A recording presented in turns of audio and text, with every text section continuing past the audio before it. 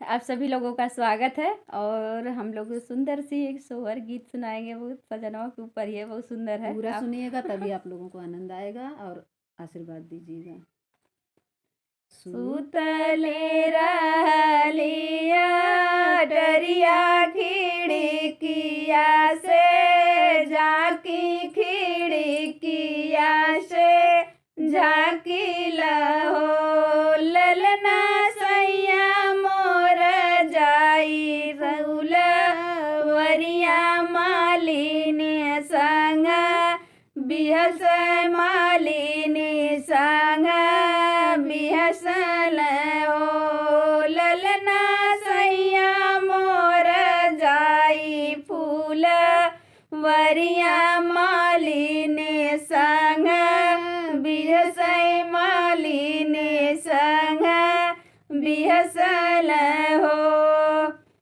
रची रची हारवा बनावैला सैया कही, नावेले सैया पही नावेले हो, ललना घूमी घूमी बगिया दे खावेले सैया भोर, मावेले सैया भोर मावेले हो, ललना घूमी घूमी बगिया दे खावेले सैया भोर, मावेले सैया भोर मावेले हो।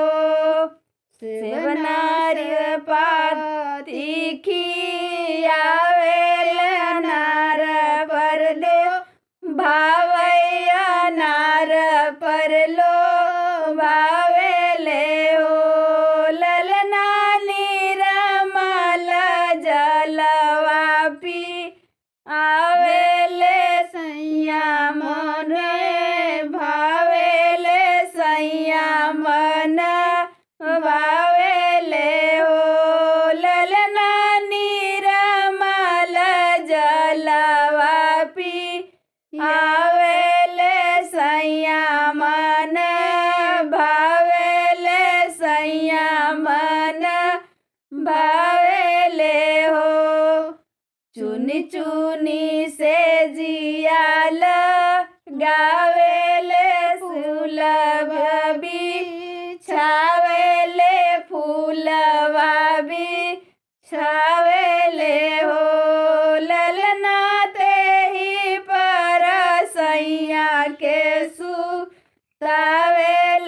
हंसी हंसावेले होसी के हंसावेले हो, ललना तेहि पर सैया के सुतावेले हंसी के हंसावेले हंसी के हंसावेले हो।